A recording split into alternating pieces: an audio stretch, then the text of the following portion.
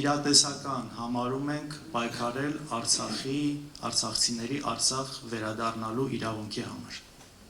Մենք կարծում ենք, որ այստեղ կա հնարավորություն, սա շատ բնական և տրամաբանված պահանջ է, սա նաև ընկալելի է շատ աշխարհի հիմնական գերտերությունների կողմից, սա շատ ընկալելի պահանջ է։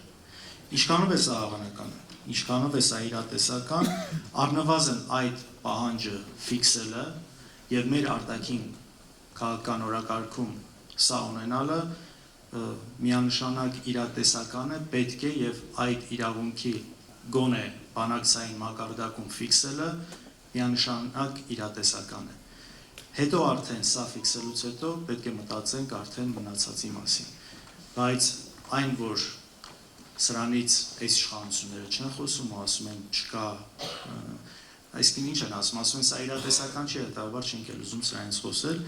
սա ես կարծում դավաճանական մոտեցում մեր պետական ազգային շահերի նկատմամբ։ Ինչքան էլ ինչ-որ մեկին թվա սա անիրատեսական, սա միանշանակ պետք է լինի մեր արտաքին քաղաքական օրակարգում, ես համոզված եմ, որ այս հարցը